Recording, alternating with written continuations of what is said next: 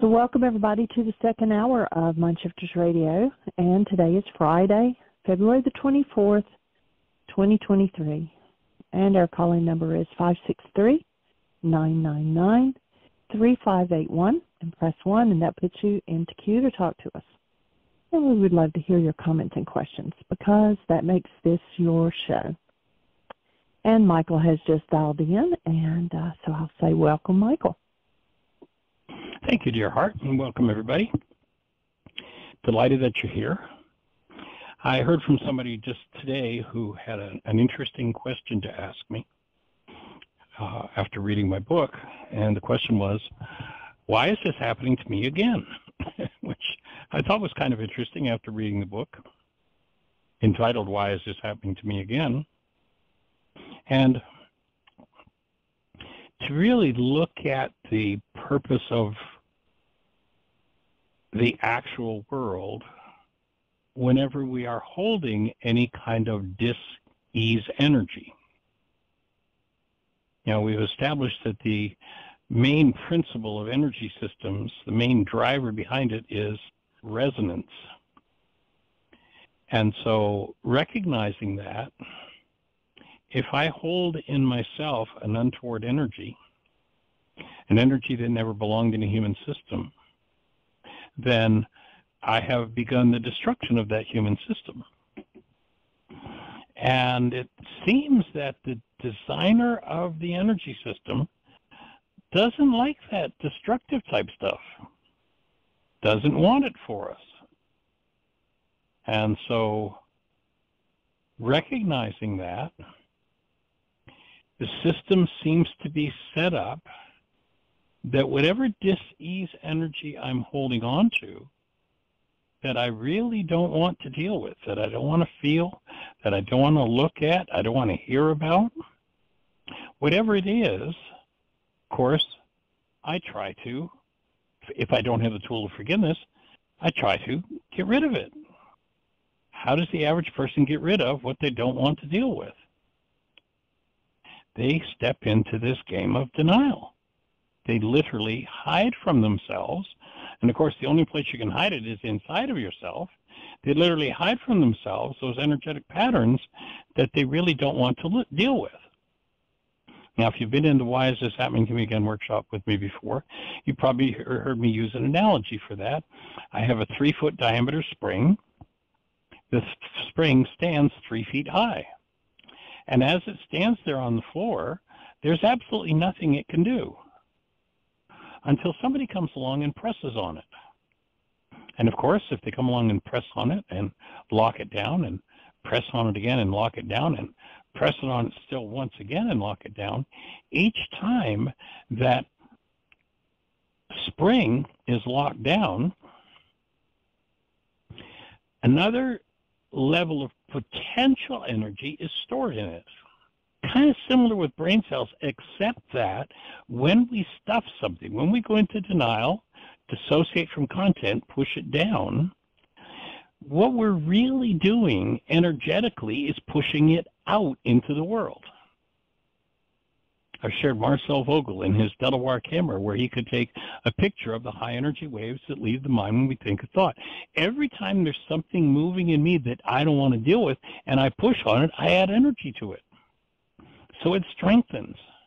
And the energy wave that moves from it is amplified. It's intensified.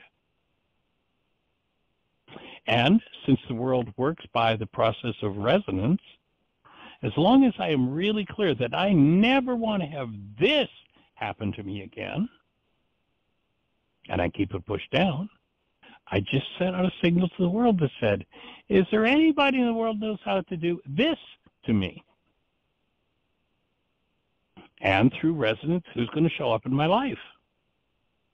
And when they do, even if they came with a totally different intention, probably going to do.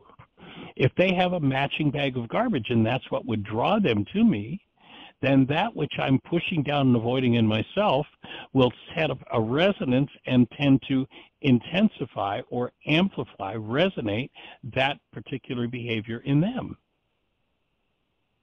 And so oftentimes people against their own will and choice do the very behavior that triggers the why is this happening to me again experience in the mind and the physiology and the emotions and the nervous system of the person who's trying to do avoidance.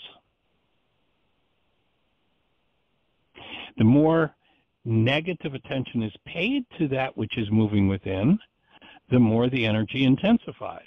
However, being in denial, having dissociated from that very content that one doesn't want to deal with, and having someone show up and resonate that content, that act of denial means that what this person who's come to give me the gift of showing me what I'm in denial about, what's going to happen is they're going to resonate that very content, and by doing so, since I'm in avoidance of it, I'm going to use that very content to build my brain's image of them.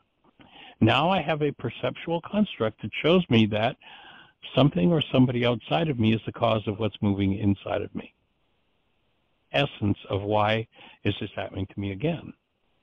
You can't solve an internally generated problem, that is, something causes pain inside of you, short of somebody punching you in the nose, cancel the thought. Nobody can cause pain in you, but anybody can resonate the pain that's in you. And if you're in pain, you play the game of you hurt me, then once again you've intensified the very root of the pain, and guess what you just did? You just created another why is this happening to me again event. Now, of course, there are people who say, well, just don't ever do that again. Just don't ever feel that way. Well, to tell a person not to hold a construct in their minds that's being produced by the mind already is to invite a deeper dissociation from the content producing that construct. And that will lead to even deeper disease states. If one's mind is producing an untoward energy like regret, hate, fear, rage, guilt, grief, and one wishes to be finished with that mental disorder, offer that forgiveness, uncovering, facing, embracing, and removing the untoward underlying energy is the key to being over it, not obeying somebody's commands and never feel that way again.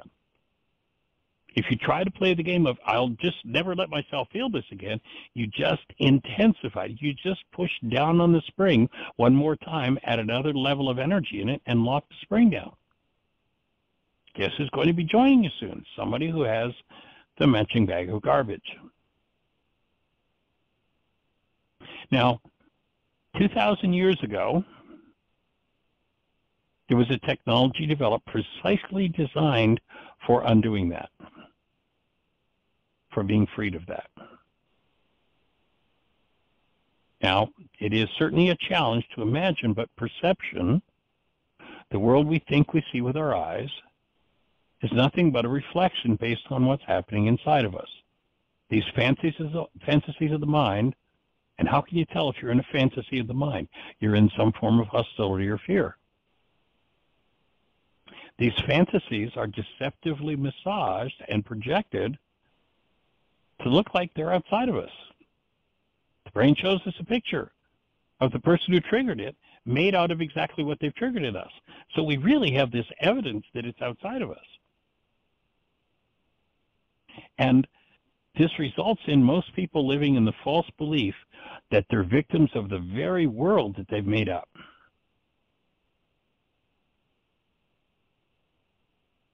These fallacious overlays, projections that trick us, remain within until they are removed. As the Course in Miracles says, they leave not their source.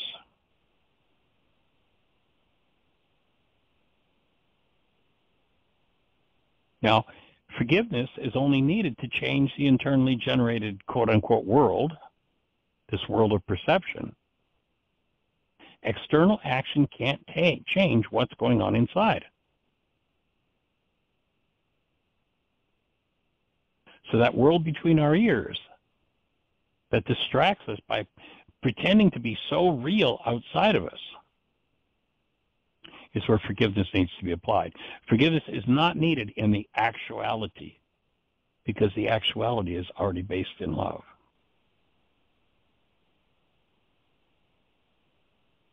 You go to that lesson in the course, and you can go to our website, or pardon me, you can go to our YouTube channel. Just go to YouTube and type in Michael Rice, and you'll be looking at, 100 or so videos. Or go to our website, whyagain.org, and you'll see the link to the YouTube channel with our social media contacts. And the lesson's entitled, What is the World?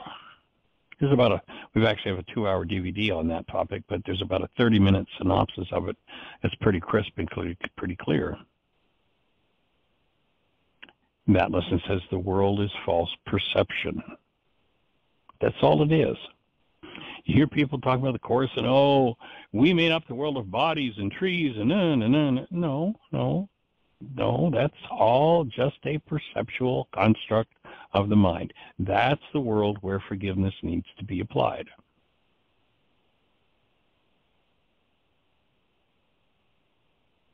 We make up the world, the one we think we see, we think we see in our minds, and we see it because it's out there.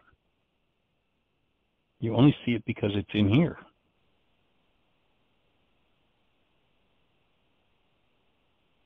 These things pictured are nothing but a construct, a hologram, constructed from what's stored in the mind from the past and projected into our awareness from within. It's nothing but a hologram, and there's no life in a hologram. There's no life in that world. That's the people who lived in that world, Yeshua 2,000 years ago informed, they're the dead buried by the dead and the blind led by the blind. Forgiveness, properly understood and applied, collapses this world of false perception. And that lesson of the Course, what is the world? It says, and this world leaves not its source. Those false perceptions do not go outside of you. Energetic patterns based in them do, and that's how we draw people in to play it out with us again and again. You know, if you've ever taken the geographic here, you know exactly what I mean. You know, you went to the other side of the country to avoid someone, and the person who picked you up at the airport on the other end finished the sentence that the person who dropped you off started. How does this work? So forgiveness collapses that world of false perception. That's the only purpose of forgiveness, to collapse the world between your ears. It's never to be applied to anybody else. And when you do collapse those errant constructs of the mind, they drop in on themselves, and you get access to what you've been pushing down perhaps your whole life, and perhaps for 1,000 generations have been pushed down in your bloodline. So you get to access the underlying errant energy patterns. And when actual forgiveness occurs, those patterns are dissolved because they're uncovered when perception collapses. Because when perception collapses, it drops in. The energy that's been dissociated from is now accessible. And when that is exposed to conscious, active, present love, it dissolves.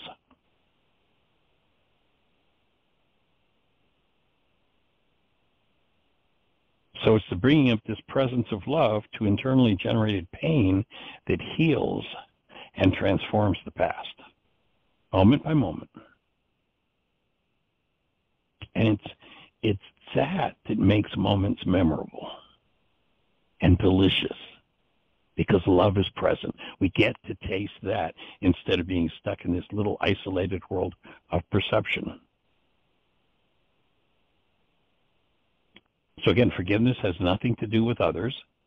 It's designed for one purpose and one purpose only: to remove the underlying constructs that the mind places before us, the energetic patterns that underlie those constructs, the realities that are used as a substitute for and block awareness of actuality. So we have the world of reality, the constructs of our mind, and then we have the world of actuality, what's actually going on. And that world of actuality is concealed by the constructs of the mind. And the mind, by definition, can only use energetic patterns and information from the past.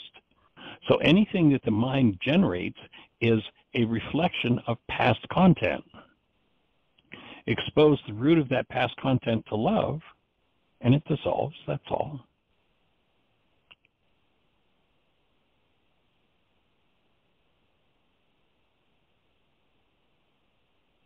So this world of love that we can learn to hold present as we access the underlying dynamics is the key to the healing process.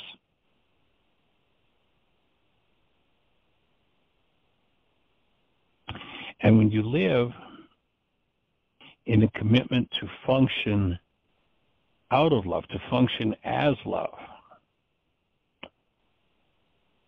then you can utilize your mind in support of you experiencing yourself as the true created essence of love that you are.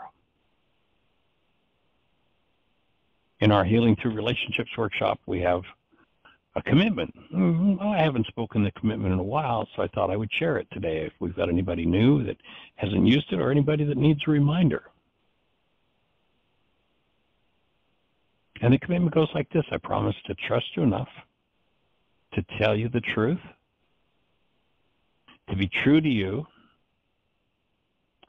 and always engage in just and fair behavior with you, to always be sweetness in your life, to nurture you daily and treat you lovingly, gently, and with respect in my thoughts, my words, and my actions, whether in your presence or not.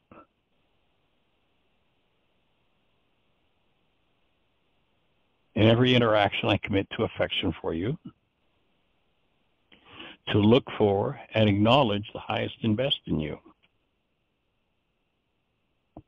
And as I do that, I'll surrender to love, our true nature. I'll use only voice tones that reflect my deep caring for you. My connection to love, our source, gratitude for my relationship with you, and our serenity will always be more important than any issue. Unless, of course, you raise a big issue in me, and then I may have to do some work to get back to this commitment. I open my being to embrace you in my love, and I open my being to be embraced in your love.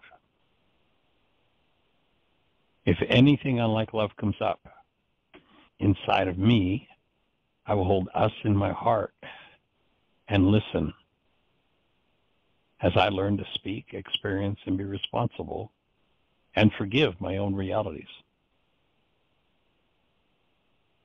I'm here for and with you. I promise to speak only truth to you as I keep communication open and keep love conscious, active, and present as we heal, celebrate life, and grow together.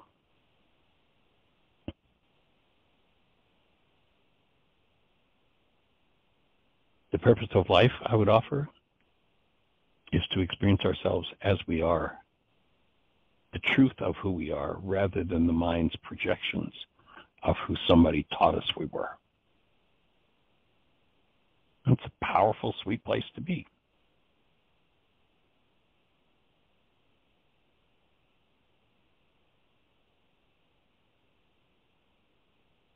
And so honored and delighted to be able to share this space with you today. And Miss Jeannie, do we have anybody in the phone queue with a hand up or anything happening in the chat room? It is all quiet, so someone press 1. We have 40 minutes. We've got plenty of time. I'm not sure if she pressed 1 a second time or not. I know she was talking to Dr. Tim at the end of his show. I'm going to turn on Susan's phone and see. 610, did you mean to press 1 again? I didn't, but I was thinking about doing it. Well, we were kind of in the middle of the conversation yesterday, so. Yeah. Well, everything you've been saying, especially reading that commitment. I usually hear or read that commitment in relation to my children or my husband's friend, but I was listening to it as if I were saying it to Michael downstairs. And I can't say it. I can't say it. I'm not ready. I don't know what you call it, Michael. You gave me an assignment to do a mind shifter, and then it morphed into making a list of all the ways, all the things my power person would say to Michael. The list is long, and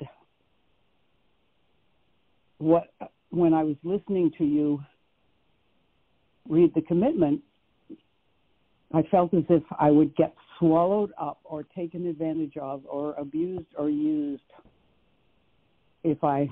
What great worksheets you just uncovered. Now, there's a mind shifter for you. Each one of those words you just repeated is a worksheet. Mm-hmm. So how about another mind shifter? All right, I'm getting out my stuff. All right, I'm ready. It's safe and healing. Yeah. When people abuse me. It's safe and healing when people take advantage of me. What was the other word you used? Swallow me up. And of course the mind's going to go, but. That's everything you want to write on the right-hand side of the page. What a great way to uncover it.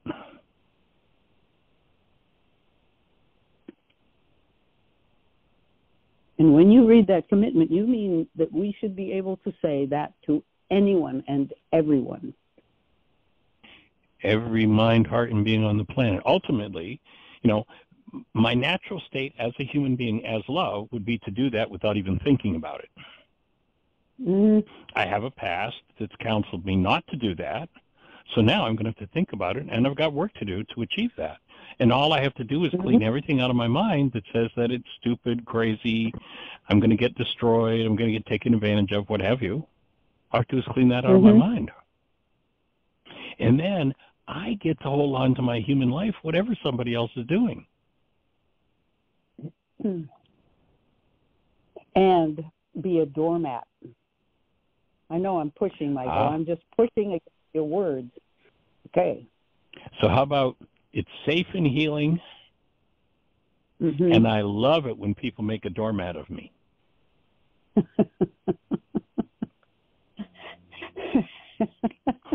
What does that resonate for you? Okay. Thank you.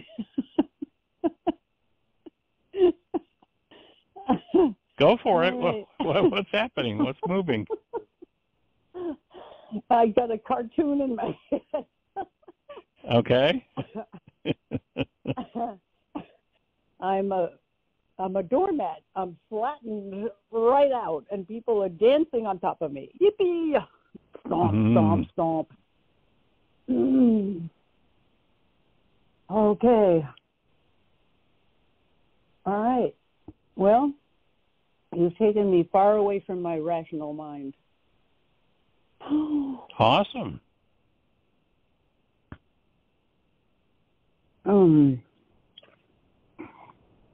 This is a big one. Okay. Yeah, it is. I can tell you, I don't want to do it. I understand. But you do want to be human, right? You do want to function as a human being. Say it again. Right. There must be another way to get there. Oh. Now, the only way you can be human is to be human. The only way you can function as love is to function as love. There are no shortcuts to it.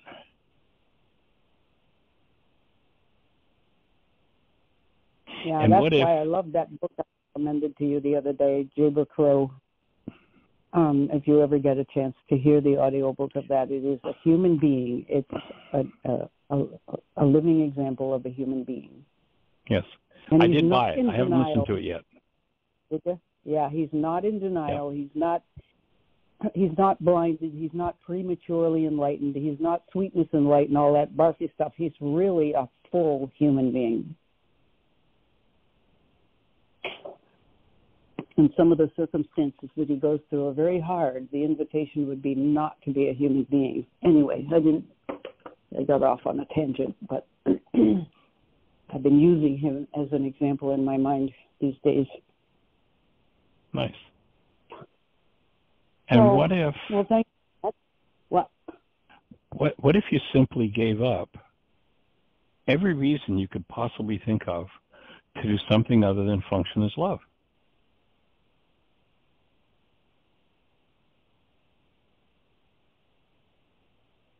Well, it's that fear of a total annihilation sitting right there.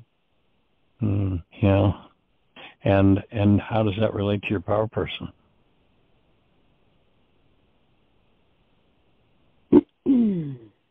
Well, it's logical that it would be my power person, but she was just a person with a writing prop. I mean, I don't think that's that big of a deal, but maybe back then it was. To a small child, that's annihilation. You know, we grow a crust over our wounds. And, you know, down through the years, I've had so many people who were pretty rough around the edges, and they'd say, well, you know, look at me, I turned out just fine. It didn't hurt me, you know, the spare the rod, spoil the child. I got the whipping often enough, but never hurt me. It's like, if you went back to the first moment where that tender being was fully present and someone raised a voice or a fist or a riding crop to that child, the pain is so overwhelming that it's incomprehensible. Yeah. And ultimately, that's what needs to be embraced in love, to be dissolved. That's what forgiveness is, the dissolution of those energetic patterns.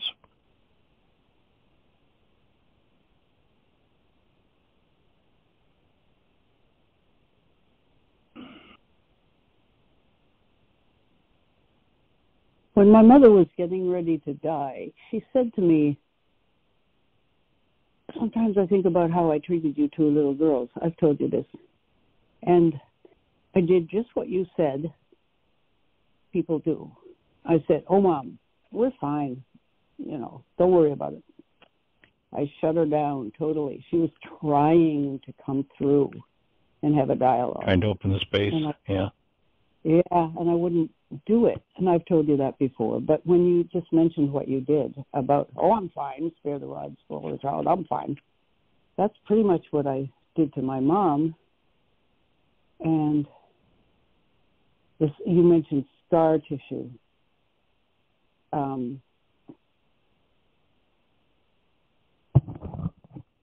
I feel as if I'm a very healthy, happy plant that did grow up in an odd, like between two rocks or something. Not that it was terrible. I don't mean to make it sound so bad, but there's a very strong life force in us that helps us grow toward the light even when there are obstacles. And that's what I sort of picture that many of us have done.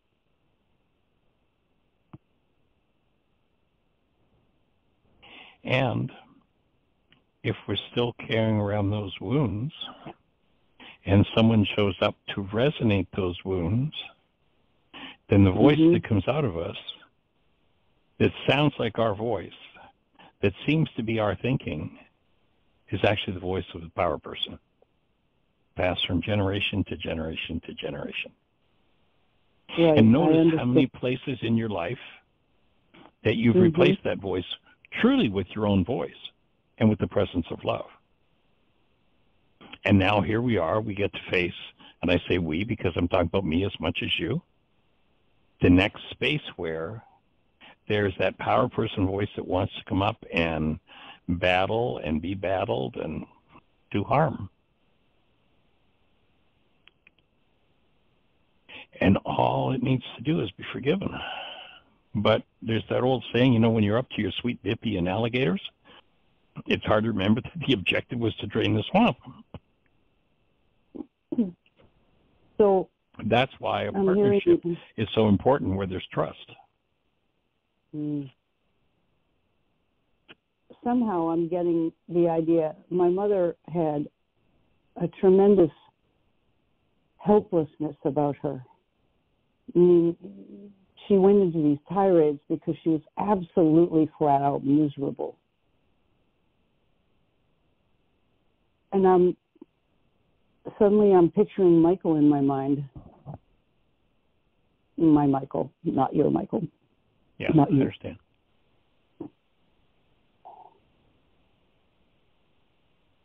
His vulnerability scares the shit out of me, Michael.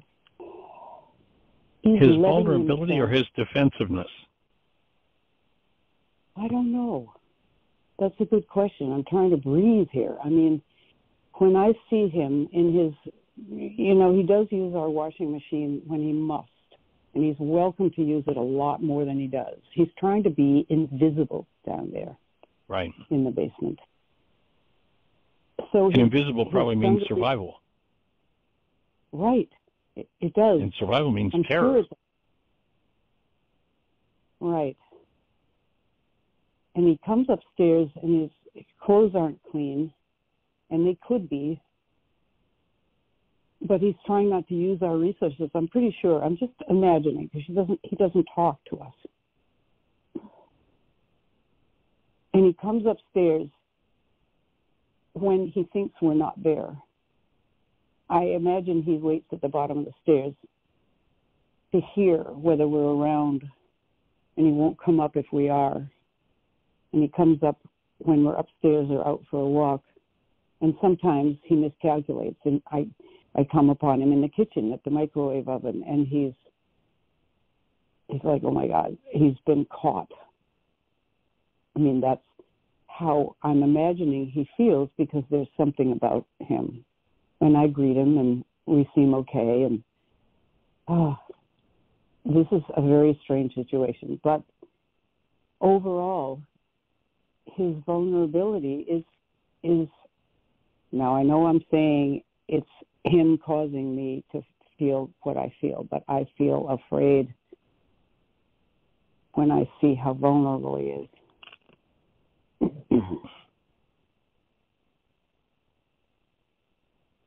Well, what I hear you describing, what I hear you describing is someone carrying around so much terror that they'd probably be quite happy if they were never seen by anyone ever again, because it would mean they're not going to be attacked again. Yeah, right. It's something like that. The littlest thing can go wrong, and he'll have a panic attack, literally crying, nose dripping, legs shaking because of a flat tire. Terror. That's terror. Yeah. And what it takes to go so far down that you're living on the street, and then what happens, what you're pulling into your experience when you're living on the street, I mean, it's horrific. And, your home is probably the safest place he's been in years. And even then, he still projects this terror that somebody's going to get him. Yeah, and that people aren't nice. And sometimes he'll say, do you want me out of here? And I'll say, Michael, we're doing winter now, and we're not turning you out in winter. We can rethink everything in the springtime when it's safer for you to be outside, if that's what's going to happen. We'll look at it then. Don't worry about it now. And he seems to settle down again. But it's like the thinnest film over his terror. And I don't know whether he's just shutting out ideas of the future, including getting a job. We're trying to find a way of getting papers for his dog, for instance, so that he would at least have papers if he wants to get a job where they would allow a dog right. under those circumstances, stuff like that. And he was willing to look up stuff. I haven't heard much since. I sent him the link you sent. Thanks a lot for that. He said, no, he doesn't qualify for a service dog, but an emotional support dog. He does, and that's, of course, very limiting. He can't go into a restaurant if they don't want him, or have a job if they don't want the dog, or an apartment if they don't want the dog. They can refuse the dog, whereas they can't refuse a service dog. So anyway, we haven't really, our communications are like 10 words, and then 2 days go by and 10 more words. Very, very little is happening. And if I go down in the basement to do laundry, at one point I came down, I turned on the light, I come down, and I can pretty much avoid having him have to see me or deal with me. I go right around the corner to where the washing machine is. One time he piped up and said, "Are you sneaking around?" I said, "I'm definitely sneaking around." Because I didn't want to bother him, but that's what he does. He seemed a little annoyed, as if I'm sneaking around. And he also laughs a lot in this. Whenever something isn't going right, it's somebody else's fault, and he's laughing in a sarcastic way. It's hard to explain. It's very soft. But I'm seeing all that as an incredible vulnerability, and I feel really vulnerable around him. So anyway, lots of work to do. Yeah, my take would be that the terror that's moving in him is resonating the unresolved terror that you're still carrying around.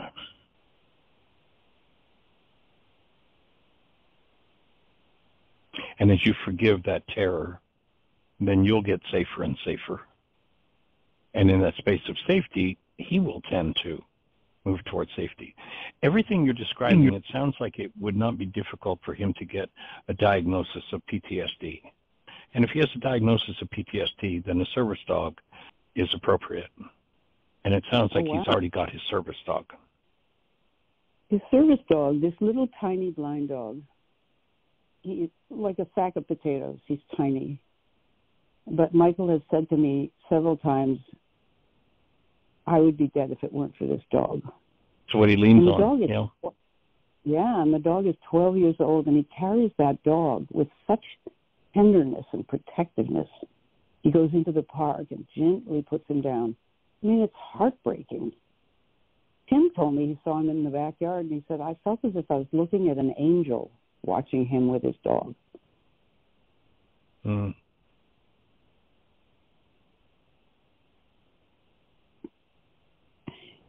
I don't know where I'm going with this, Michael, but I do have this mind shifter you just gave me. One of my thoughts is that... Yeah. Go ahead. No, I was just going to say the mind shifter seems like a thing in itself, and there's something about Michael. I wonder if there's maybe if I do the mind shifter, I'll know how Michael hitches in. But anyway, what were you going to say?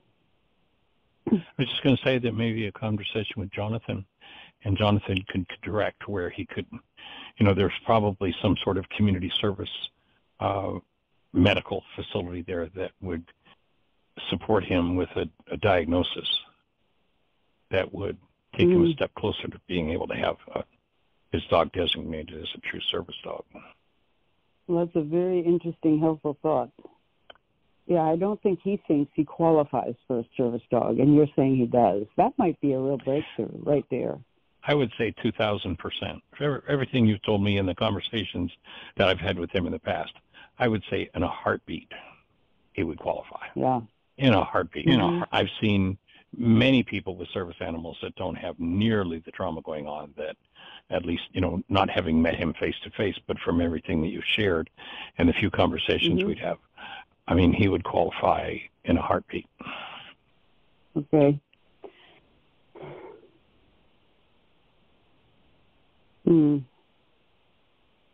This is helpful. Thank you.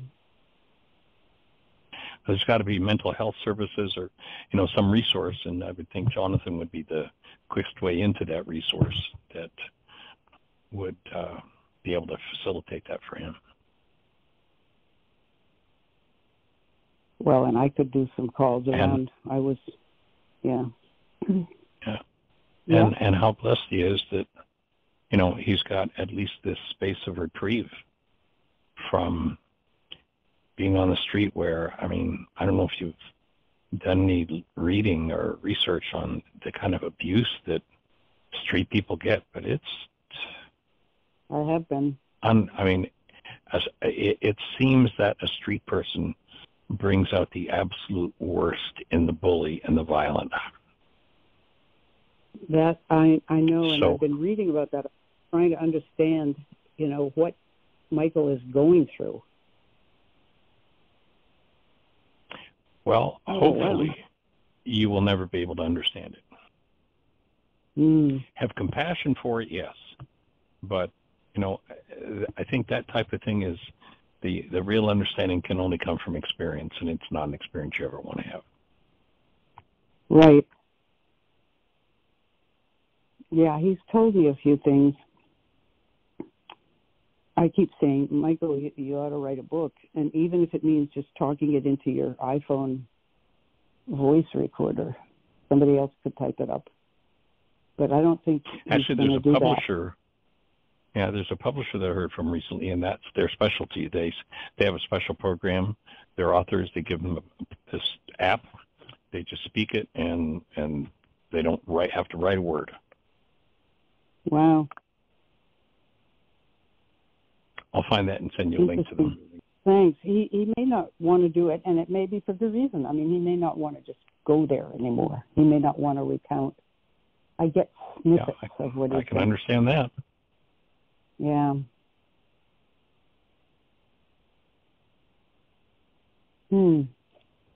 Okay. And look at all the wondrous opportunities he's giving you to I know, I'm supposed to learn forgiveness. Mm-hmm. I know. Like being on a fast track. Commitment you just read. Wow, it's like jumping from 0 to 100. I'm not ready to go there yet, but that's where it needs to go.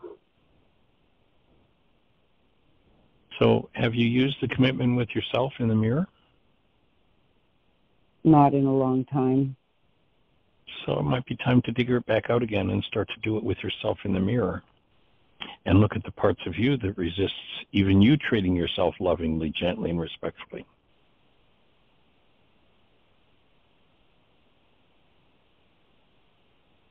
Okay. I'll do it. Awesome. We'll hold the space. Thanks. All right. Any other thoughts for you today? No, but I appreciate it. Thanks a lot. You always get right to the stuff. You have a way of doing that. Well, tell Tim Bingham we said hello and go ahead. Wanted to tell you, I told Dr. Tim, we had a man visit our Zoom support group, our Mind Shifter group the other day. That Ellen, who used to be on the radio a lot, radio show, she has found this neighbor, or he found her. He's in his early 80s. He's lived alone for a long time. He's a scientist and a mystic, and a philosopher, amazing man who's been writing a book. And in his older years, even though he's in good health, he's thinking about, well, what am I going to do with this book, and who will carry it forward for me? And he and Ellen have been having discussions, and she has agreed with some nervousness to take his book and not only read it. She says it's hard going, especially at the beginning, very scientific, lots of scientific terms. But he's basically doing the work that you're doing, and Tim Hayes is doing, and Byron Katie's doing, and so many are doing. And so we invited him on the Zoom group, and we talked about the wake-up sheet. And he, Michael, without our prompting, he said, well, if you want to know what love really is like, you need to hold a newborn baby. And, of course, my hair is standing on end. Oh, yeah, I've heard of that before. Yep.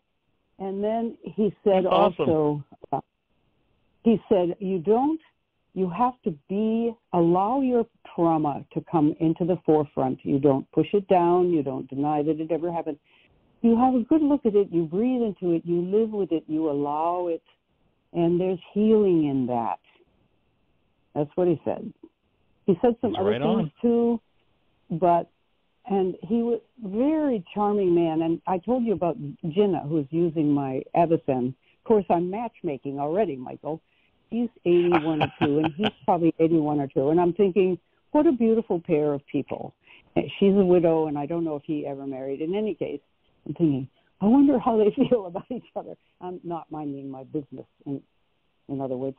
But he was totally charming, listened very carefully, seemed to really appreciate being there. He kept saying, it is so wonderful to be among people who are thinking about these things. I thought, this man has been blooming his own flower by himself. Right. Look where he's coming. In isolation, yeah, wow. It's having like a community for talking about. Yes, yeah, that's awesome. But for someone like that who's isolated, having a community to discuss these things is that's monumental. Isn't it? Yeah. So anyway, yeah. I'll keep you posted. See the gifts you give the world? Well, it's your fault. I mean, you started it. I don't know how I found out about your radio show. I wish I could remember what made me call the show. Who told me about it? You don't have any memory of that, probably. About 5 years ago now, 6 years maybe. Seems like yesterday. At least. Yeah. I have no recollection. Probably if we went back to the first show you were on, you probably told the story of how you connected with it, because I usually ask that question. Wow, weird. That would be fun, but I have no way of knowing where to start with that. Anyway, it just, as soon as I heard what you were talking about, I thought, this is it. And I'm a digger of many shallow wells, but this one, I don't want to stop digging in this one, which goes down and down and down and down, and other things feed into it. But it comes out in China. Oh. Okay, thanks. When we were kids, we would dig down to China. I know, and we come out upside down. There you go. Yeah. Okay, well, thanks, Michael. Thanks, Deanie, too. Sweet. All right, you have a blessed one. Again, tell Tim Bingham we said hello and send our love. All right, I will. Thanks a lot. Okay, take care. Bye-bye. Bye. What a gift. What a gift. 10 minutes. We got time to do another conversation. Somebody press 1. So if you're out there in listener land, our call-in number We had a 563. All right, let's go for it. 541. I think it's Celinda. Welcome. Yes. Good morning. Thoroughly enjoyed the show this morning. Always enjoy when I get to hear an interaction between you and Susan, or Tim and Susan, because it's so helpful for my own process. I was just wondering, I just have 2 quick questions. That wonderful commitment to you that you read today, is that the new commitment that you finished? And I'm assuming that it's on the website? It is. Yes, ma'am. Maybe Jeannie. And if I know Jeannie, she just put a link in the notes. I know. It's already in there. And do you mind putting a link in for that publisher that you mentioned, Michael? I will. Because Larry would love to write a book too, but he really does not like being on a computer. He's a man that goes out and does it outside. Right. That'd be great. Thanks so much. Cool. I will find it and make sure to let you both know. And I say in all sincerity that the mind shifters seem to work better for me than the work it out sheet at the moment. And that's not because I'm throwing the work the wake-up sheet away. It's just that this is what seems to be what I'm doing. And I would like to start working with the talking into the mirror to myself, because I have come to the place where it's all about me. And that's where the work needs to be done, and mirror work's powerful. Yep. Oh, great.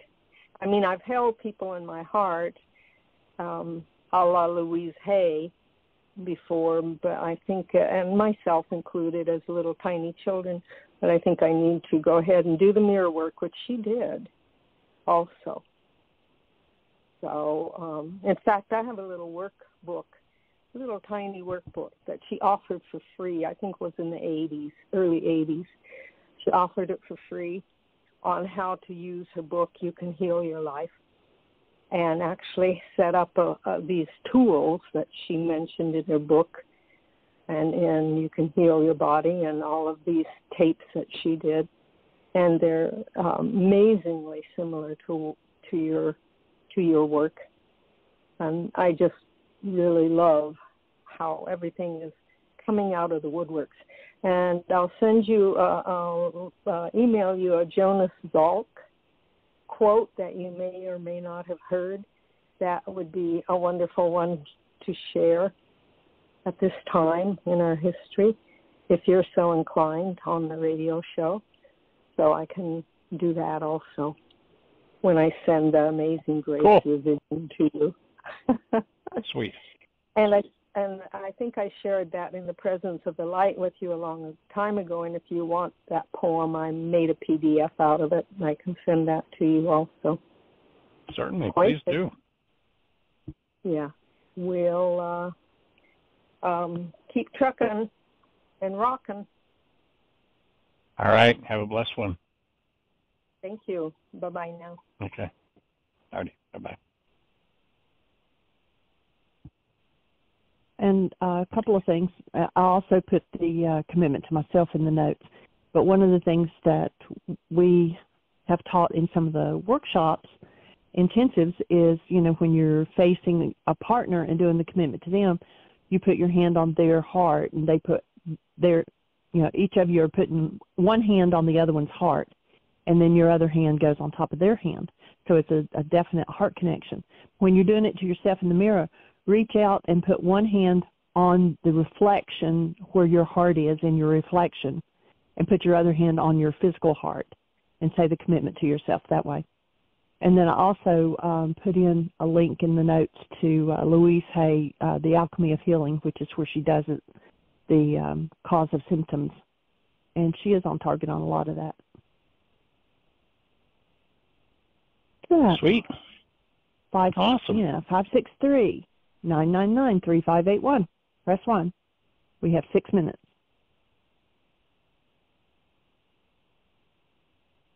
So if you're on one of those stations where we can't see you, dial that number. You'll be listening to the show directly on your phone.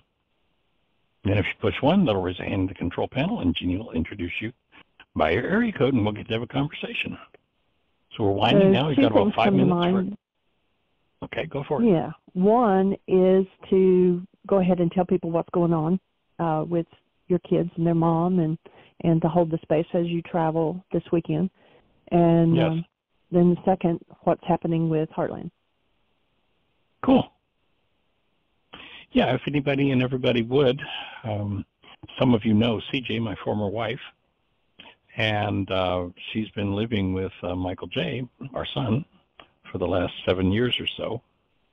And some of you might remember that about 10 or 11 years ago, she experienced kidney failure, had a kidney transplant. And about, I guess it's going on 2 years ago now, that kidney failed. Apparently she kept it. They said the average was, I think, about 5 years, and she had it for 9 or 10.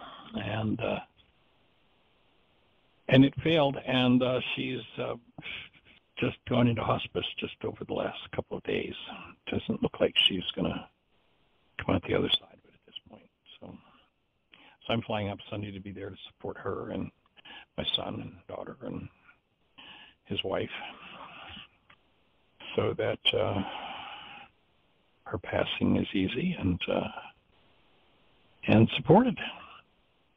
So anybody who knows CJ, if you would, just tap into her energy and send her love and support. She's been doing dialysis now for, I guess it's going on 2 years, and the last 2 treatments she was supposed to have, they decided that she wasn't strong enough to do it, so they've effectively given up on dialysis.